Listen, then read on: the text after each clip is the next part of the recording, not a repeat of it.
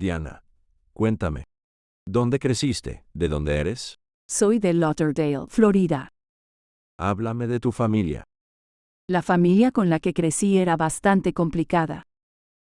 Apenas nací ingresé en el sistema de cuidados infantiles y adopción, es decir, mi madre biológica durante su embarazo había tomado la decisión de dejarme en el hospital, así que fui directo al sistema de adopción.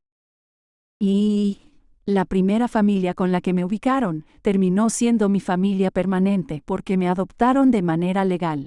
Éramos 7 hermanos en total y yo era la del medio. Antes de adoptarme a mí, ellos ya tenían 3 hijos, yo era la cuarta y después adoptaron a otros 3.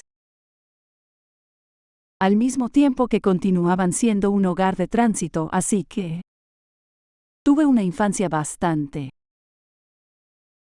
solitaria y bastante, digamos que estresante, porque siempre pasaban muchas cosas. No me di cuenta de muchas cosas que sucedían hasta que fui mayor. Todo era demasiado caótico porque nosotros éramos, podría decirse que casi como una secta, porque por lo general no salíamos mucho de casa, no teníamos amistades y apenas veíamos a otros miembros de la familia. Estábamos encerrados en casa en todo momento y estábamos los hermanos y hermanas y los otros niños en tránsito que iban y venían todo el tiempo. Yo diría que mi madre adoptiva era la que más. Nosotros teníamos mamá y papá adoptivos, pero mi madre era la que mandaba. Mi padre adoptivo tenía una floristería y, como atendía su negocio durante el día, no estaba mucho en casa, y nosotros nos quedábamos con ella. Mi madre nunca tuvo trabajo ni nada por el estilo. Y todo lo que hacía era dormir durante todo el día. Y bueno, nosotros teníamos que cuidarnos entre nosotros, entre hermanos, y también a los demás chicos que estuvieran en tránsito. A decir verdad, no recuerdo mucho de cuando era pequeña, solo sé que ellos me tuvieron en tránsito durante 1 año, y luego me adoptaron, cuando tenía más o menos 1 año. Y mi madre adoptiva era una acumuladora compulsiva, así que había cosas por todas partes, era un desastre. Los primeros 10 años de mi vida, ni siquiera tuve una habitación propia porque no había lugar para que yo estuviera allí. Y además de los residuos, tenía varios perros, pero no los paseaba. Entonces siempre había heces y orina por todos lados. Y la casa apestaba a un olor fétido asqueroso, que al día de hoy, si huelo algo similar, es como un disparador emocional. Sí, era todo muy caótico. Y encima de eso, no íbamos a la escuela. En realidad, al principio sí. Yo iba al jardín. Pero, al parecer yo no era tan madura. Y solo me sentaba y me largaba a llorar.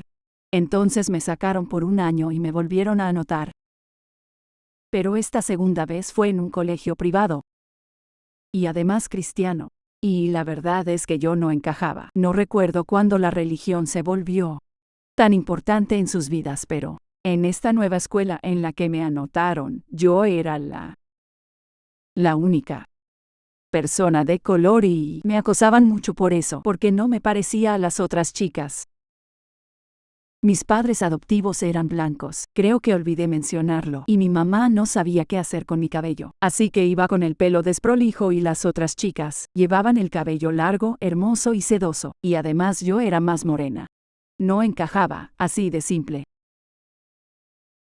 Pero no fue solo eso, sino que, a medida que iba creciendo, cuando les preguntaba por qué me veía diferente a ellos o algo similar, mi madre decía: en realidad durante mucho tiempo no me dijeron que era adoptada, no sé por qué la gente le miente a sus hijos adoptivos. Y luego decían, es que tus padres, uno de ellos es indio o algo por el estilo, cuando en realidad, soy birracial, porque tengo un padre biológico negro y una madre biológica blanca, pero ellos decidieron ocultármelo. Entonces de chica, cuando descubrí cuáles eran mis orígenes, pensaba que era algo de lo que debía sentir vergüenza. Pero ¿para qué adoptas niños negros o birraciales si no vas a enseñarles a estar orgullosos de quiénes son? Así que eso fue todo un tema. Y la situación empeoró mucho cuando me agredieron en la escuela. No sé por qué eso estaba en el patio de recreo, pero uno de los matones tomó una de esas maderas de 2x4, subió a una casita para niños y me la arrojó en la cabeza. Quedé inconsciente y terminé en el hospital porque tuve una contusión. Después de eso, me sacaron de esa escuela y ya no me inscribieron en ninguna otra. Pero dijeron que nos iban a educar en casa, algo muy común en esa época. Y después de eso ninguno de nosotros volvió a ir a la escuela. Así que nos aislamos aún más. Y eso hizo que fuera más fácil para ellos ocultar todo el abuso al que nos sometían. Por algunas de las cosas que me tocó presenciar viviendo en esa casa, ahora sufro de estrés postraumático. No me alcanzaría el día para hablar de todo lo que viví. Pero lo que más recuerdo es... Bueno, como dije antes, mi mamá adoptiva era quien mandaba, era muy narcisista, muy controladora. Y cuando mis hermanos empezaron a rebelarse o a no hacer caso a lo que se les decía, ella empezó a castigarlos. Por lo general les daba palizas, pero, bueno, una vez ella hizo que mi padre adoptivo sujetara a mi hermana mayor mientras ella le ponía un encendedor cerca de la cara y amenazaba con quemarla. Cosas como esa pasaban todo el tiempo. Yo diría que una de las peores cosas que me pasaron fue...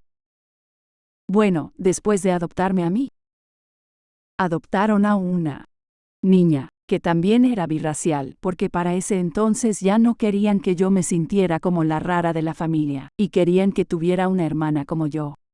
Y después de ella, adoptaron a otros dos, que eran medio hermano y media hermana. El resto de nosotros no teníamos ningún tipo de vínculo sanguíneo.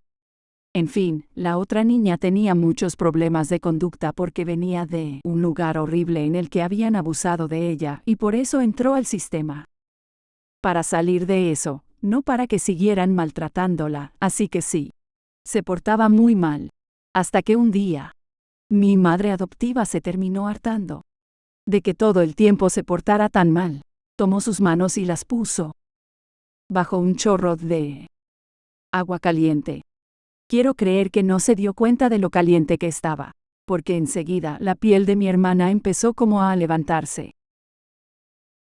Y cuando se dio cuenta del daño que había hecho, sabía bien que no podía llevarla al hospital porque era obvio que le preguntarían qué había pasado y se iba a meter en problemas. Entonces nos mandó a una de mis hermanas mayores y a mí a Walgreens a comprar todo tipo de vendajes, ungüentos y esas cosas. Y teníamos que hacerle las curaciones, limpiarle las heridas y vendarla todos los días. Mientras ella lloraba, de lo mucho que le dolía, me partía el corazón verla sufrir así, y la piel quemada.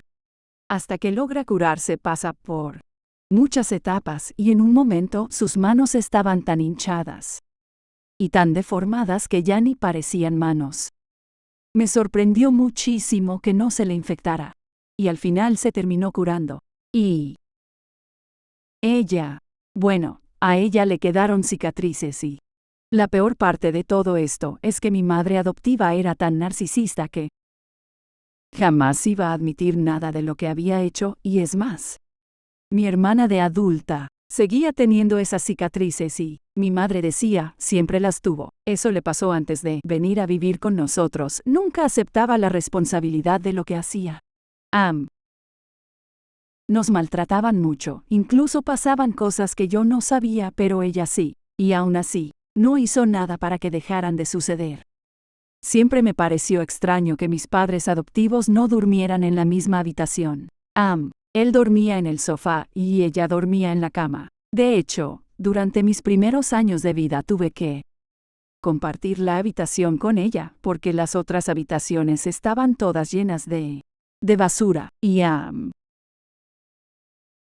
bueno, algo que me molestaba muchísimo era que algunos niños intentaban hablar sobre el abuso que vivíamos.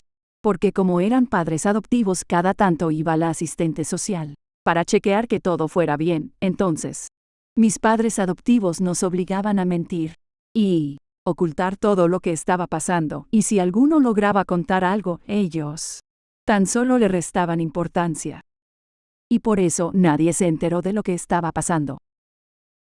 Después empezaron con todo lo de la iglesia. Y, como era de esperarse, al estar entre un grupo de gente nueva, mi madre necesitaba sentirse especial. Hasta en la iglesia quería ser el centro de atención. Le encantaba que la vieran rodeada de niños adoptados y huérfanos, porque la gente la miraba como, oh Dios, mira qué mujer increíble. Está ayudando a estos niños y dándoles una vida mejor. No tenían idea de lo que pasábamos. Así que ella siempre pretendía tener un rol importante como maestra de catequesis y siempre quería tener una llave de la iglesia o cosas por el estilo. En algunas iglesias lo lograba, pero en otras se daban cuenta de sus verdaderas intenciones y no le daban lo que ella quería, y en cuanto ella dejaba de sentir que la trataban de manera especial, teníamos que irnos a otra iglesia. Y cada vez eran peores, más y más radicales. Cuando nos portábamos mal decían que era porque había un espíritu maligno dentro nuestro, que tenían que expulsarlo. Entonces, íbamos a la iglesia y nos hacían imposición de manos, y si no nos emocionábamos y caíamos, todos nos miraban como si tuviésemos algo raro. Era todo tan absurdo, y sobre todo, ellos no tenían ni idea del infierno que vivíamos puertas adentro. Ellos tan solo compraban la historia de la familia perfecta, digna de admiración, pero ignoraban la realidad. Y encima de todo eso, como no fui a la escuela y no tenía ningún amigo, sufría de ansiedad social. Era tan horrible porque no sabía cómo comportarme con chicos de mi edad. Y una vez más, los demás chicos se burlaban de mí, así que no logré hacer amigos.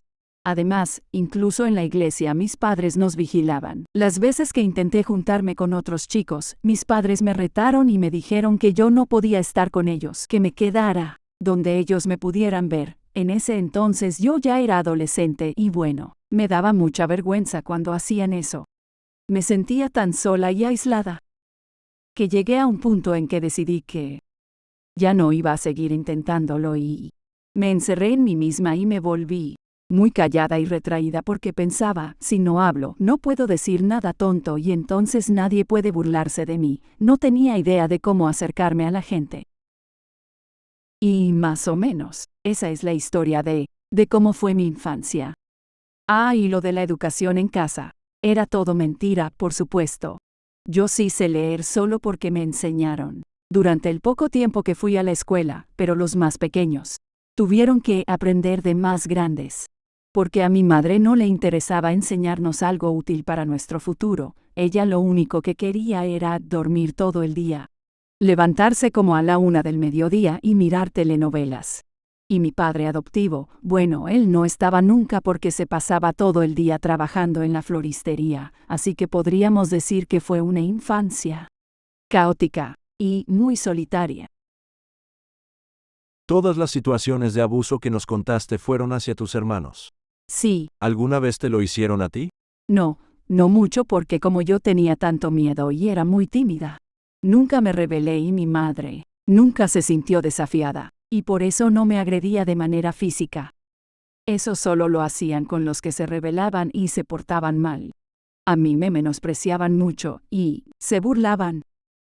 O me insultaban y decían cosas hirientes. Creo que su manera de maltratarme siempre fue ocultarme ocultarme mis orígenes y hacerme sentir como una desagradecida porque, cuando les pedía si podían averiguar algo sobre mis padres o cualquier otro dato, en lugar de intentar ayudarme o animarme a encontrar de dónde vengo, me decían, ¿no fuimos buenos padres? ¿Por qué quieres averiguar sobre ellos?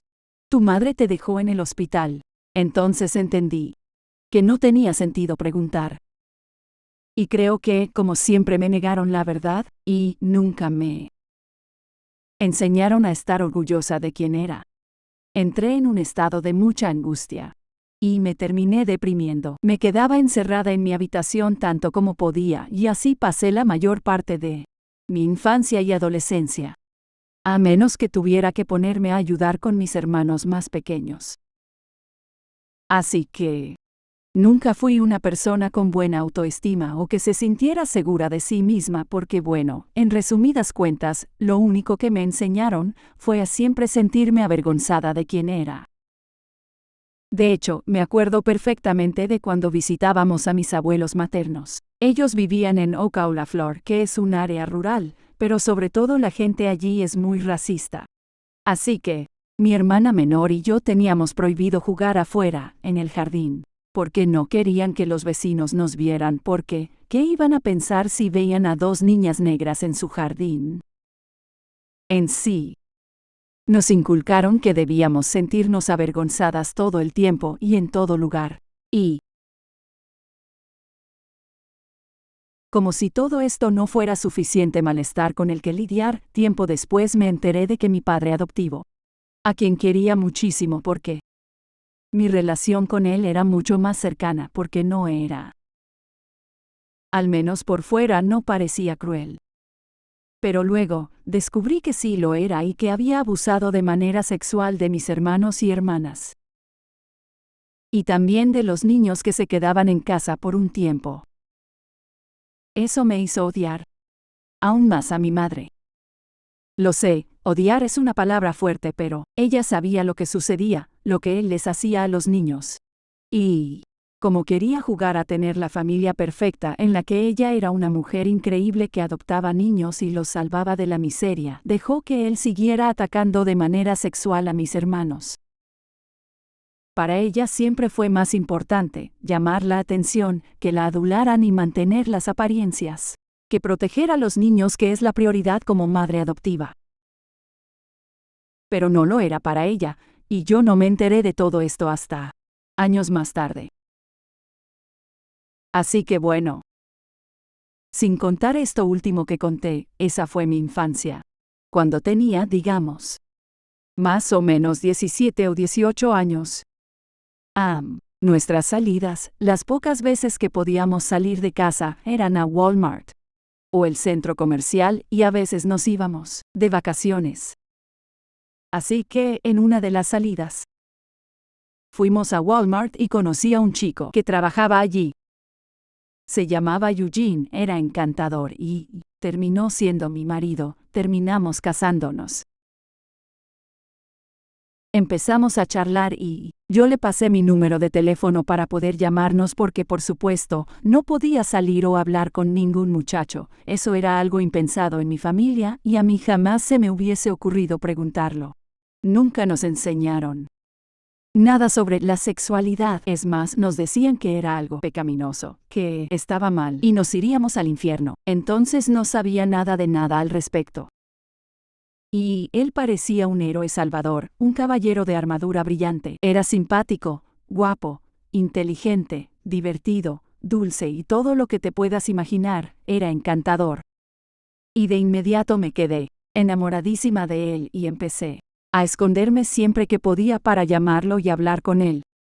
Y, para ese entonces, yo estaba por cumplir la mayoría de edad, y las cosas con mi madre adoptiva cambiaron de manera drástica, porque como se dio cuenta de que ya no iba a poder controlarnos y usarnos en su juego de familia perfecta, perdió el interés y nos dejó hacer lo que quisiéramos. Entonces empecé a salir con él de inmediato, sin pensarlo. Y todas esas señales de alerta que veo ahora, como adulta, no las vi en aquel momento porque en realidad, bueno, puede que haya sido ingenua, pero creo que no me di cuenta porque nunca antes había salido con alguien. Entonces, incluso si me hubiese dicho que trabajaba en una granja con unicornios, yo le hubiese creído. Y, al principio, todo era genial, pero casi de inmediato, él ya comenzó a ser demasiado celoso y posesivo. Y, después de nuestra primera o segunda cita, él ya me decía que me amaba y que no quería que estuviera con nadie más. Era muy posesivo. Y yo estaba Tan feliz, pensaba, qué muchacho increíble, voy a poder salir de esa casa horrible y por fin ser feliz. Lo que yo no sabía era que eso no iba a ser posible porque él ya vivía con alguien, con su novia Debbie, a quien había conocido durante la secundaria y con quien salía hace tiempo. Cuando nos conocimos, yo tendría unos 16 o 17 años, y él unos 19. Y ellos salían desde hacía tiempo, vivían juntos y tenían todo un proyecto de vida juntos. Claro que él no me dijo nada. Cuando ella descubrió que él la engañaba, se puso en contacto conmigo. Me dijo que ellos eran novios desde la secundaria, y también que estaban conviviendo. Ella estaba enojada y la verdad es que no la culpo, y me dijo que yo le parecía una buena persona, pero que él siempre había sido así, que la había engañado desde el principio y que además era muy agresivo, que vivía mintiendo y no se podía confiar en él. Verdades incómodas. Y cuando le pedí explicaciones, por supuesto que me mintió y me dijo que era su exnovia, y que aún vivían juntos porque ella no se quería ir de la casa, pero que ya no eran pareja y que él no la quería. Mentiras y nada más que mentiras. Y resultó ser que Eugene era aún más narcisista de lo que era mi madre. Supongo que, sin querer, vivía en un círculo vicioso. En fin. Nosotros seguimos saliendo. Y Debbie continuó contactándose conmigo y ya. En ese punto ella estaba como enojada porque me había advertido, se había tomado la molestia de hablar conmigo y explicarme de buena manera cómo eran las cosas.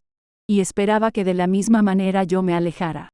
Entonces, por desgracia, terminamos peleando por él una y otra vez, todo el tiempo, y era tan ridículo y desgastante. Ahora lo pienso y no puedo entender cómo fui parte del juego perverso de Eugene.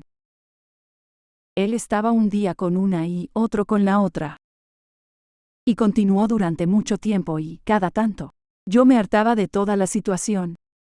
Decidí a dejarlo y conocer gente nueva. Pero él siempre. Es necesario entender que los narcisistas son personas muy carismáticas. Y saben cómo manipularte para que les creas todas sus mentiras. Entonces volvía con más promesas.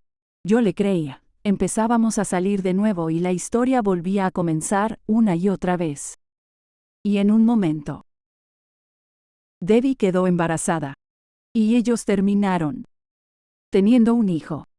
Y eso me rompió el alma en 1000 pedazos porque empecé a entender que, para la persona que yo amaba, todo eso no era más que un juego. Y que no iba a cambiar porque, si él hubiese querido estar conmigo de verdad y salir de esta relación, ya lo hubiese hecho. Así que, lo dejé una vez más. Y después, caí una vez más. Pero para entonces, Debbie se había hartado y había cortado toda relación.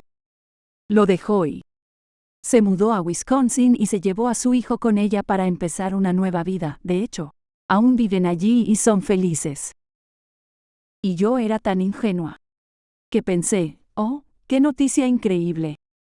Ahora tengo a Eugene solo para mí y vamos a poder vivir la vida que soñamos.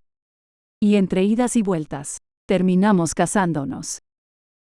En el año 2003. Así que yo tendría 21 o 22 años. Apenas nos casamos. Es decir, al principio, todo iba muy bien, pero después, todo lo que le había hecho a Debbie me lo estaba haciendo a mí. Era más que obvio que él me engañaba todo el tiempo. Me mentía sobre la hora a la que salía del trabajo porque después se iba vaya a saber con quién. Él me engañaba de manera continua, y cuando dejaba en evidencia que me estaba mintiendo, me hacía sentir como una loca. Incluso si tenía pruebas él solo seguía negándolo de manera descarada y daba vuelta tanto todo que terminaba pensando que me había vuelto loca. Y además de lidiar con todo eso, yo dependía de sus ingresos. Así que él Se aprovechaba de eso, y de que yo no quería volver a vivir a la casa de mi familia adoptiva, y que además no tenía familiares a quienes recurrir o amigos que me pudieran ayudar. Los narcisistas eligen a personas en ese tipo de situaciones porque saben que pueden controlarlas. No importa cuánto las dañen, saben que dependen de ellos. Y no pueden escapar, así que se aprovechan y las llevan al límite. Y eso no se quedaba en engaños y maltratos dentro de casa. Además, siempre que estábamos en público, hablaba mal de mí y se burlaba. Y era extraño porque si era él me hacía un cumplido o me decía que me veía hermosa, para él eso estaba bien. Pero si veía que un día cualquiera yo me sentía con confianza o me quedaba mirándome en el espejo durante demasiado tiempo, él empezaba a decirme cosas como, ¿para quién te estás maquillando? Pareces un payaso, o ¿para quién te arreglas así?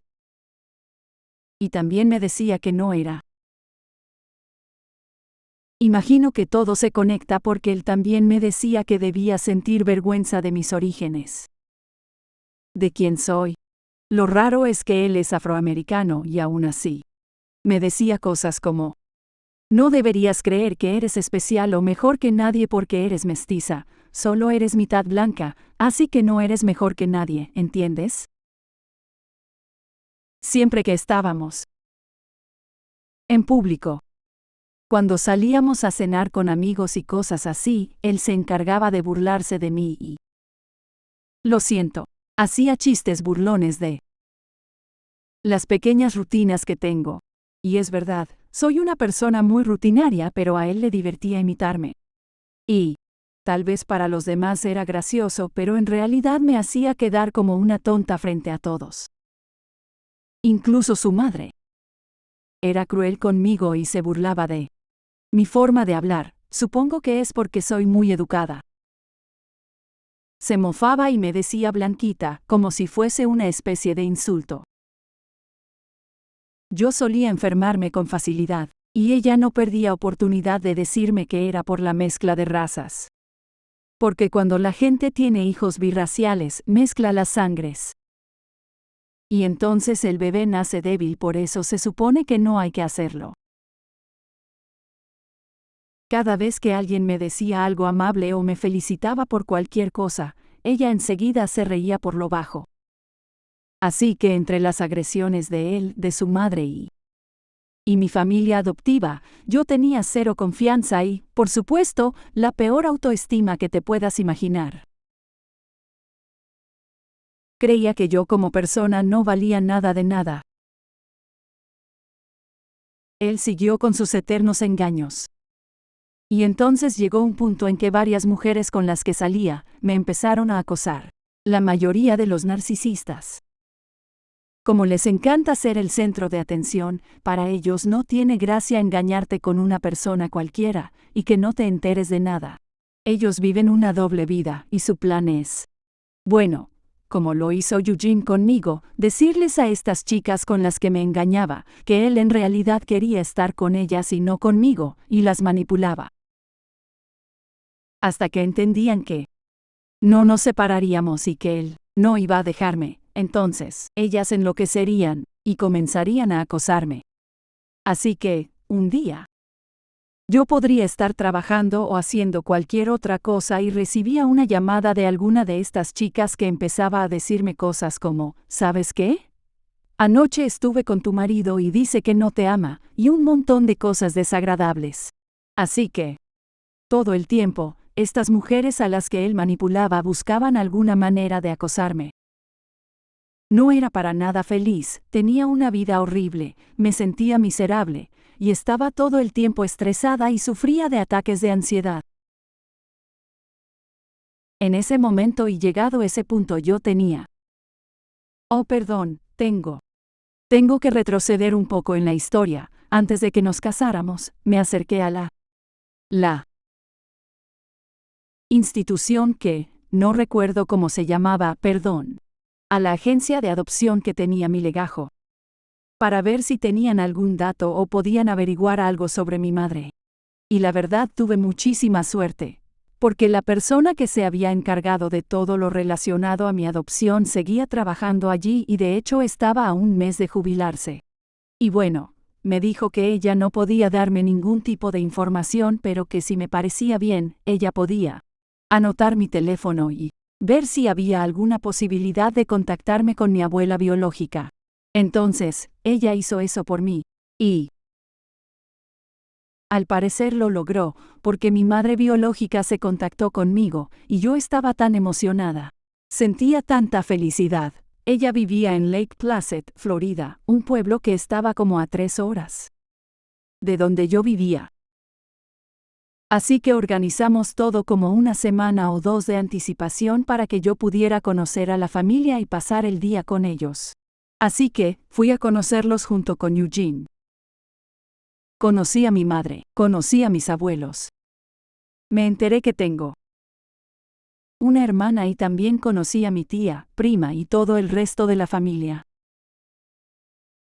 Y en un momento durante la tarde, mi mamá me llevó hasta el lago.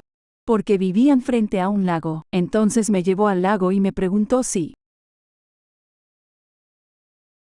yo había tenido una buena vida, y le dije que sí porque no quería que ella supiera la verdad y se sintiera mal, no quería eso. Le dije que sí, que tenía una gran vida y que mi familia adoptiva era estupenda, no quería lastimarla.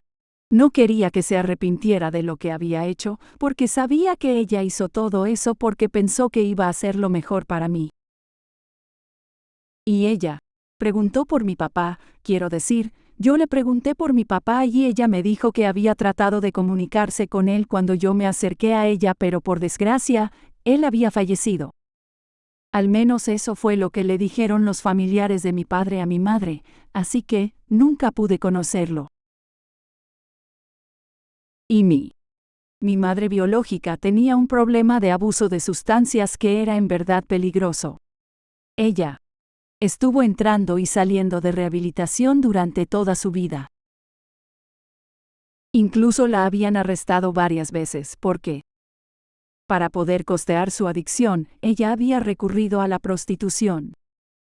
Al parecer, incluso, cuando ella aún estaba embarazada de mí, mi papá había tenido algún tipo de accidente y estaba internado en el hospital. Incluso estando embarazada, ella estaba tan drogada, que ese día entró al hospital y trató de desconectarlo de todas las máquinas y matarlo en medio del hospital.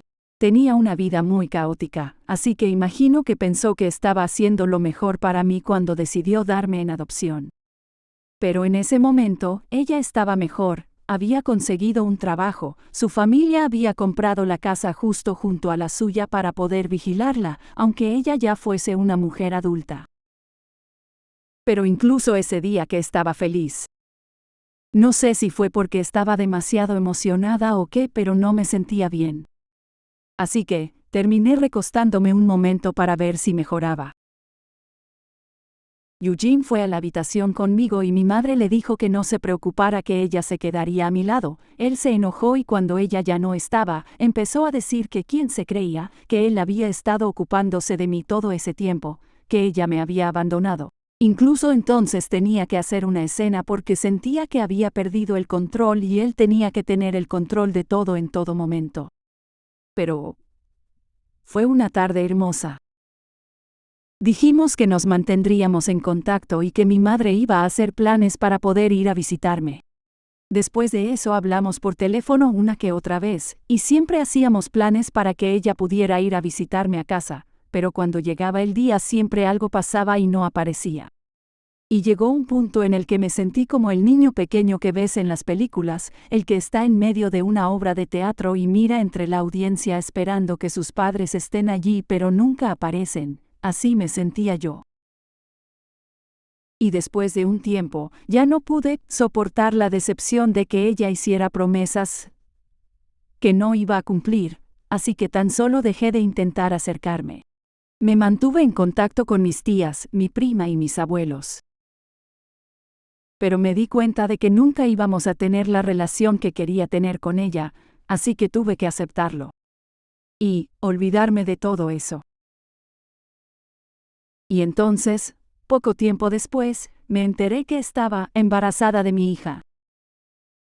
Y yo me sentía tan miserable en mi vida y en mi matrimonio, que para ser sincera pensé que tal vez lo mejor sería no tenerla. Estaba a punto de sacar un turno en la clínica e ir a terminar con todo, estaba convencida, pero mi esposo en ese momento me rogó que no lo hiciera, me prometió que las cosas mejorarían y que íbamos a estar bien. Me imploró que no le hiciera eso a nuestro bebé y que siguiéramos adelante con nuestra familia. Entonces cedí. En ese momento él trabajaba en una tienda de artículos para el hogar y me engañaba con una de las chicas que trabajaban allí. Y al igual que como había hecho con todas las demás, la manipuló y le hizo creer que iban a estar juntos, así que ella de alguna manera empezó a seguirnos y acosarnos todo el tiempo, sobre todo a mí, y así descubrió que íbamos a tener un hijo. Entonces comenzó a llamarme y decirme que un día aparecería y me daría una patada en el estómago, me haría perder a mi bebé, me mataría y volaría mi casa en pedazos. Entonces yo no. Eso me hizo sentir aún peor, porque me dije a mí misma, este hombre ni siquiera fue capaz de controlarse durante 9 meses y dejar de hacer lo que solía hacer. Fue incapaz de dejar de manipular a mujeres para que yo pudiera disfrutar de un embarazo tranquilo. Tuve que cambiar mi número de teléfono. Y esta chica incluso se atrevió a ir a nuestra casa.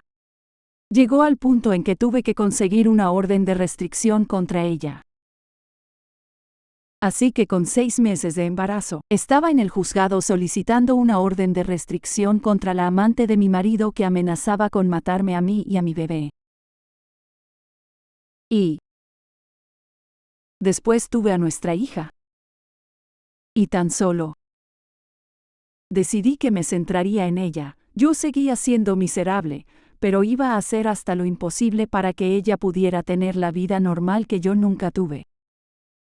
De ahí en más la prioridad era mi hija, concentré todos mis esfuerzos en ella, entré en modo de supervivencia y todos los días eran iguales. Tenía que dejar la depresión y la ansiedad a un lado para ser mamá. Durante esa época, uno de mis hermanos adoptivos más jóvenes todavía vivía en casa con nuestro padre adoptivo y una de mis hermanas. Y ella descubrió que él abusaba de manera sexual de nuestro hermano menor, y lo enfrentó. Llamó a la policía, lo confrontó y él enloqueció. Tenía un arma y amenazaba con matarse. Pero él terminó. La policía llegó y se lo llevó. Y apenas salió del psiquiátrico. No sé por qué no lo arrestaron en ese momento, pero no fue así. Y terminó siendo un prófugo de la ley durante muchos años. Nadie sabía dónde estaba. En ese momento, él y mi madre adoptiva ya se habían separado y ella se había ido a vivir con su familia. Y luego tuvimos que ir a la corte, porque tuvimos que testificar en el caso contra mi padre, mientras él seguía estando prófugo, y mi hermano adoptivo terminó yendo a un hogar grupal. Pero incluso después de esto, mi mamá adoptiva en ningún momento se acercó a preguntarnos cómo estábamos, disculparse o algo por el estilo. Siguió con su vida como si nada hubiese sucedido. Como dije, él estuvo huyendo durante muchos años y creo que estuvo entre los más buscados de Estados Unidos. Porque una vez que se supo lo de mi hermano, mis otros hermanos que también fueron abusados se sumaron a la denuncia. Entonces tenía muchos cargos contra él. Por mi parte, en esa época estaba trabajando para una gran empresa de venta de cosméticos y me estaba yendo bastante bien. Estaba empezando a ganar confianza y a sentirme mejor conmigo misma porque tenía muchos clientes que me compraban y yo era muy buena vendedora. Estaba descubriendo una nueva pasión. Y luego, después de tantos años de estar prófugo, por fin atraparon a mi padre adoptivo y lo encarcelaron. Fui a visitarlo varias veces porque una parte de mí se negaba a aceptar que él hubiese hecho semejante cosa. Este no puede ser el padre que me crió porque, como dije, la que era cruel era mi madre adoptiva, no él. No había dudas. Pero él había logrado que yo no me enterase del daño que él les hacía a mis hermanos. Y de hecho, nunca lo admitió. Pero terminó declarándose culpable de algunos de los cargos y fue a la cárcel, creo que fueron 8 o 9 años. Y ahora vive en un centro para delincuentes, en algún lugar en el norte de Florida. Y eso fue lo último que supe de él. A mi madre adoptiva creo que la vi 1 o 2 veces más después de eso, pero ella nunca quiso hablar del tema, y jamás admitió nada de lo que nos hicieron, ninguno de los dos. Y hace unos 2 años ella tuvo COVID y terminó falleciendo. No la había visto en muchos años. Y sé que esto suena horrible, pero la verdad su muerte no me angustió tanto, porque sentí que dejó pasar muchas cosas y que ella misma hizo muchas cosas horribles y nunca pagó por nada de eso ni asumió la responsabilidad. Y por más de que pasaron los años y yo esté criando a mi hija, a veces me sigo sintiendo miserable. Hay muchas personas que pasaron por lo mismo y se volvieron insensibles. Y sobre el accionar de mi marido, tan solo me cansé de estar peleando. Porque él, en general, era agresivo de manera verbal y psicológica. Pero a veces la agresión era física. Lo que pasa con los narcisistas es que lo importante para ellos es guardar sus secretos. Así que se ponía físico cuando yo estaba a punto de encontrar algo que él no podía negar. Entonces, por ejemplo, él siempre tenía otro teléfono y yo lo veía de reojo, y cuando le llamaba la atención me decía que me lo estaba imaginando, que no era lo que yo pensaba. Hubo un momento en que mi hija tenía alrededor de 3 o 4 años y su hijo, mi hijastro Jordan, estaba de visita desde Wisconsin. Y él estaba en el baño, se suponía que estaba limpiando, y ya sabes. Entré al baño y tenía un teléfono. Lo vi con el teléfono, el otro teléfono, y él lo tiró en un cajón y lo cerró. Yo no entendía, así que entré y abrí el cajón.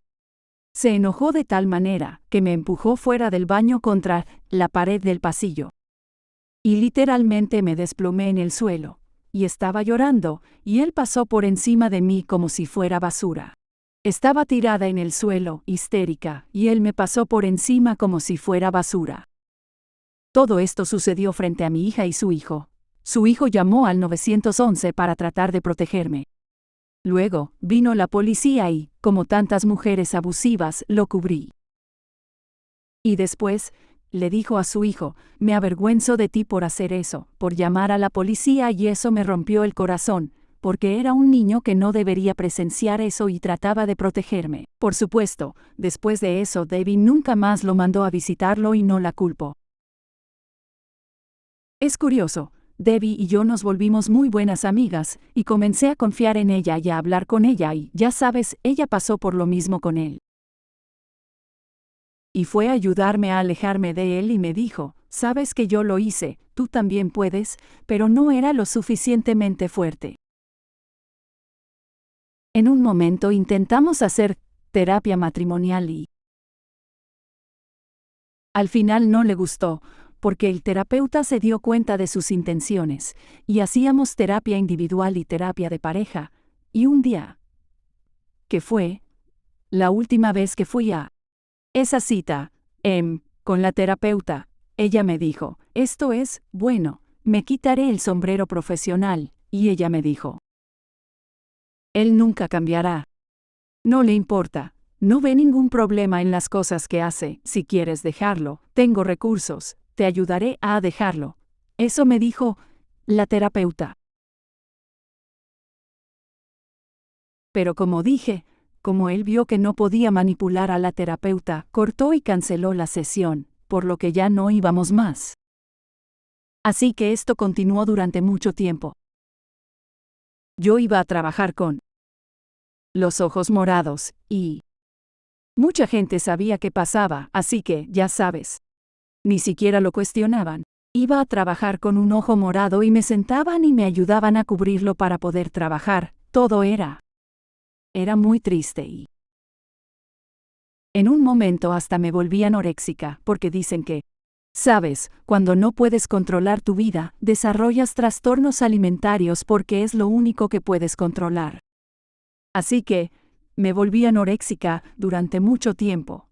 En un momento pesaba literalmente 100 libras y hasta parecía un esqueleto. Estaba enferma todo el tiempo y no tenía energía. Y muchas veces me desmayaba de la nada. Y aun cuando me veía así, en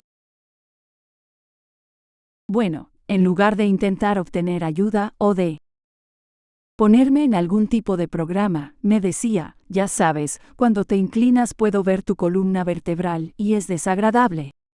Cosas así. Pero como sucedía con mi familia, si nos veías desde afuera, éramos una pareja normal. Él me compraba regalos y cosas así, ya sabes, supongo que para compensar todo lo que me hacía.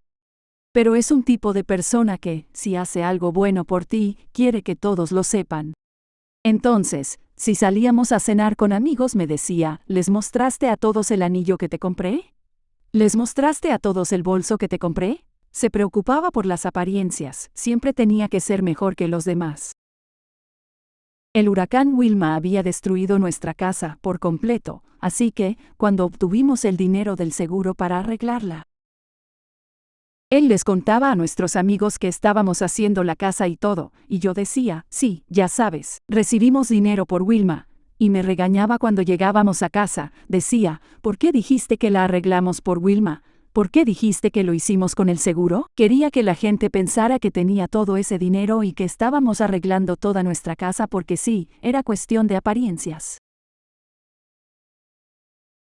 Así que, yo llegué al punto en el que dije, bueno, supongo que esta es mi vida.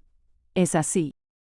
Al menos tengo que aguantar hasta que mi hija tenga 18 años, y luego tal vez pueda salir de esto, porque todo lo que quería era que ella tuviera una vida normal. Es un gran error que creo que muchas mujeres cometen porque no se dan cuenta de que los niños llegan al punto en que saben lo que está pasando y no les estás dando una vida normal, les estás mostrando que está bien aceptarlo. Entonces, la gota que colmó el vaso para mí, a lo largo de los años, intenté dejarlo, pero nunca funcionó. Dicen que las mujeres abusadas necesitan un promedio de 8 veces para irse. Pero la gota que colmó el vaso para mí, fue.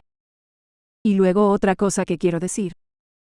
Es que me molesta cuando la gente dice, oh, ya sabes, tan solo vete y sal de esto, como si fuera tan fácil. Pero déjame decirte, no es tan simple, no es tan simple dejar a un narcisista. Luego, cuando mi hija tenía unos 9 o 10 años, tuvo una crisis nerviosa y me dijo, mamá, tengo que decirte algo, y no quiero que te enojes conmigo. Pero tengo que contarte lo que pasa, y le pregunté, ¿qué pasa? Y me contó que él la había estado llevando con otras mujeres, y le pedía que no me cuente sobre eso. Ya sabes, me decía, bueno, le pedía que me diga que habían ido a otro lado. Y ya sabes, ella se sentía muy mal porque él la obligaba a mentir. Y luego me lo contó y me dijo, te puedo decir en dónde está su otro teléfono, sé que sabes que él tiene otro teléfono, te diré dónde está y sé el código, porque mi hija es inteligente y lo ve todo. Y entonces, me dijo dónde estaba. Lo tomé, y supe que si me atrapaba con eso, sería como, no iba a lidiar, no quería lidiar con lo que él haría si me atrapaba con eso. Así que, le dije, él estaba en casa en ese momento, estaba haciendo ejercicio, y le dije, mamá va a dar un paseo, ya vuelvo. Entonces, me subí a mi auto, conduje hasta un estacionamiento, entré al teléfono y las cosas que vi en ese teléfono eran viles. Ya sabes, lo que les decía a otras mujeres. Hubo momentos en los que me dijo que estaba en un funeral y en realidad estaba en un hotel con otra mujer. Sacaba fotos de, ya sabes, sus actos sexuales. Si no lo veía en el teléfono, no lo hubiese creído. Entonces, finalmente se dio cuenta que me había ido, me llamó y me preguntó dónde estaba, y yo le dije, oh, estoy en un estacionamiento. Y en este punto, creo que tener pruebas me hizo más fuerte porque ya no podía decirme, eso no es real, eso no es lo que está pasando y tú lo sabes todo.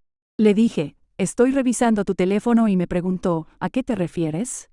Y le dije, tu teléfono, y se puso muy serio, era tan arrogante, y me dijo, ¿no sabes el código? Le respondí, sí, lo sé, y le dije el código. Llamó a la compañía telefónica de inmediato y, mientras sostenía el teléfono, se borró todo. Él llamó y borró todo lo que había en el teléfono. Pero ya me había asegurado de tomar fotos con mi teléfono, me envié cosas, ya sabes.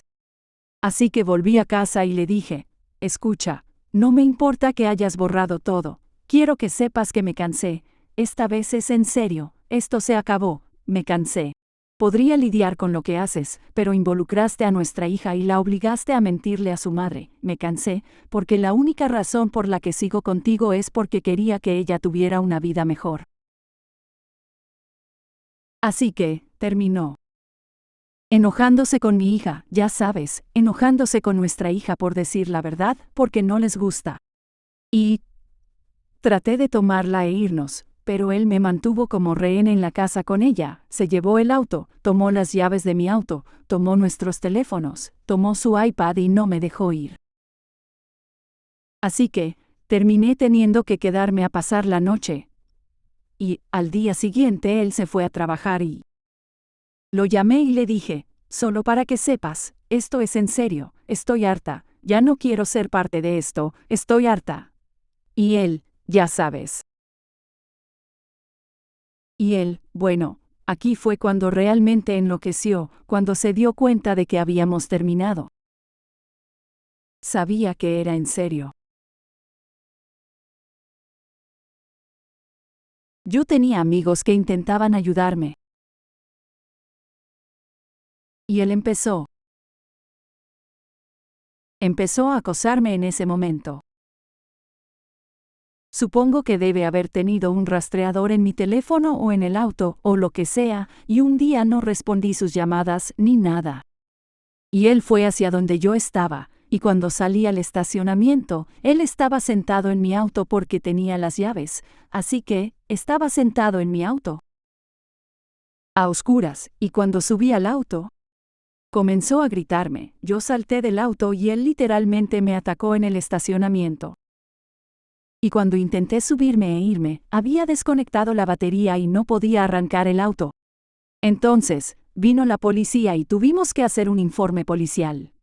Hubo otro incidente en el que él debió haber dejado su auto en otro lugar, y un día llegué a casa con nuestra hija, y ya sabes, tomé café e hice otras cosas, y la casa estaba en completo silencio, y mi hija me dice, mamá, escucho algo raro, como si hubiera alguien en la casa. Y le dije, ¿qué?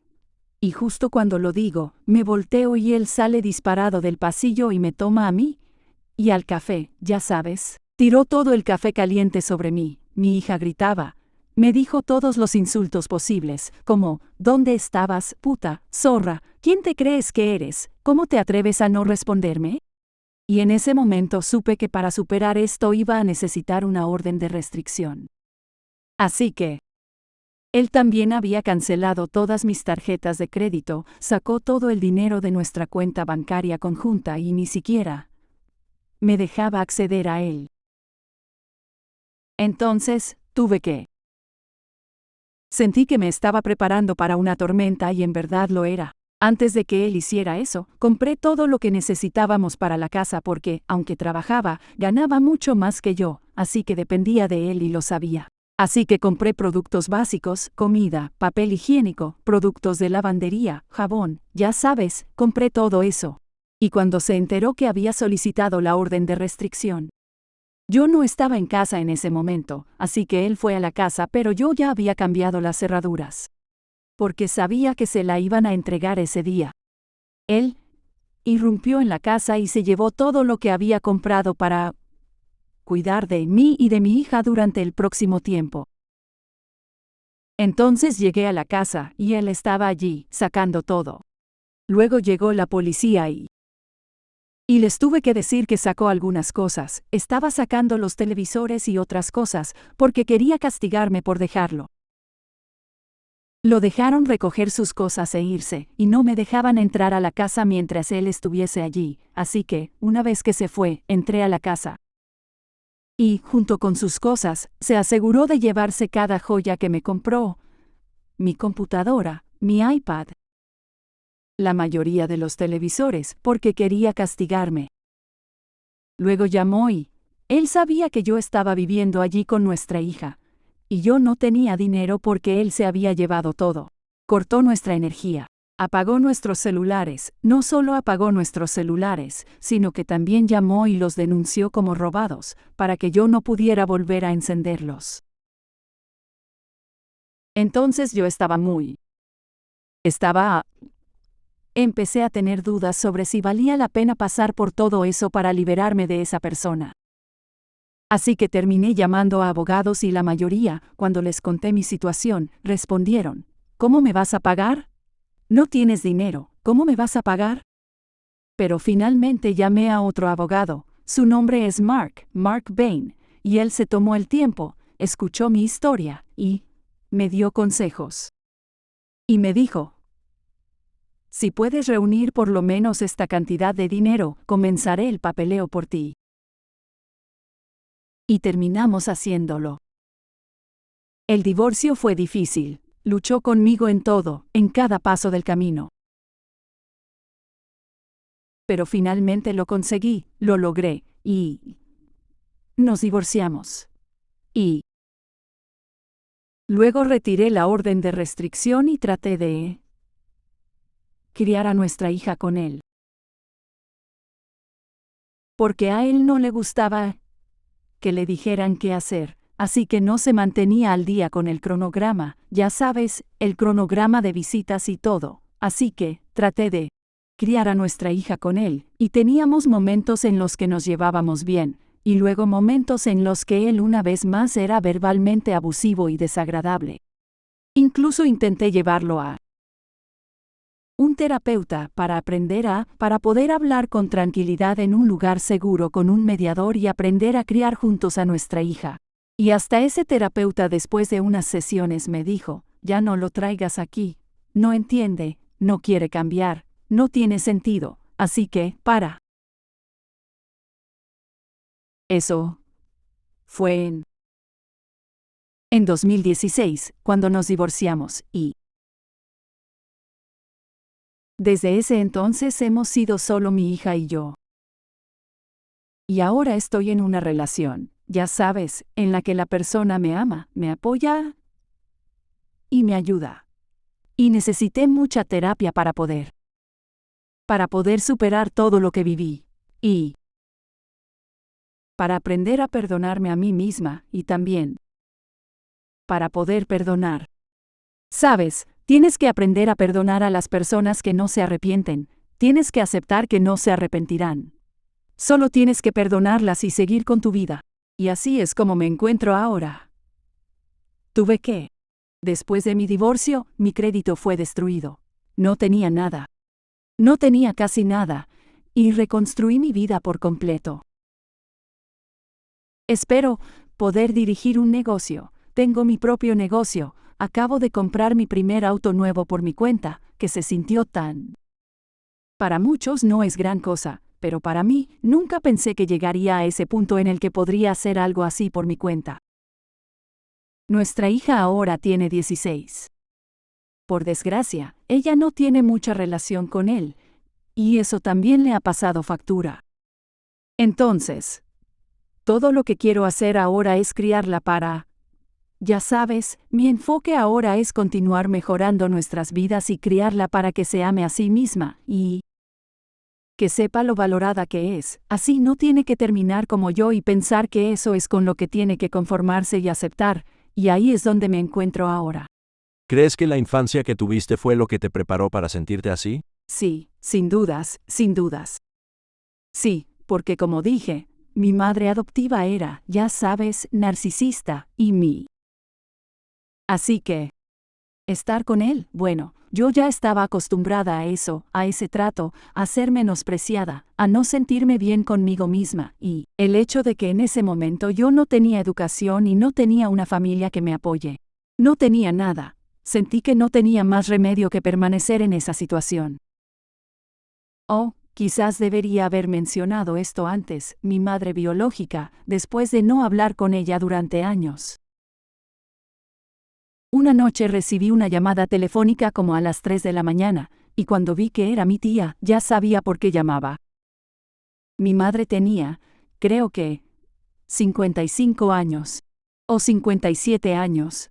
Tuvo una sobredosis y murió. Y yo me enteré después y en verdad me rompió el corazón, porque estaba tomando metadona, intentaba mejorar. Pero supongo que cuando estás tomando metadona es difícil drogarse, así que ella todavía estaba tratando de drogarse, y se excedió y murió y, ya sabes, eso también me pasó factura. Nunca llegué a tener la relación que quería tener con ella, pero la perdoné, porque sabía que la adicción es. La adicción arruina a las personas y toma presencia sobre todo, y sé que ella no era así porque quería serlo. Ella era así porque tan solo no podía parar, y tuve que aceptar eso y saber que no era culpa mía. Y como dijiste, siento que, en cierto modo, mi infancia no me hizo terminar en esa situación, porque cuando lo piensas, mis propios padres biológicos no me querían, los padres que eligieron adoptarme abusaban de nosotros, nos trataban como basura, y nos enseñaban a estar avergonzados de quienes éramos. Y luego, mi ex esposo me trataba igual. Y yo pensaba, esta es mi vida, no soy una persona valiosa, no soy una persona hermosa, esto es todo lo que soy. Soy alguien a quien la gente le pasa por encima y la abusa, y por mucho tiempo acepté eso. ¿Y eso cambió ahora, con tu nueva relación? Así es. Y con mucha terapia. Te lo mereces. Gracias. Te mereces ser feliz. Gracias. Lo intento. Muchas gracias por compartir tu historia. Gracias a ti. Gracias por invitarme. Fue muy interesante. Gracias. Gracias.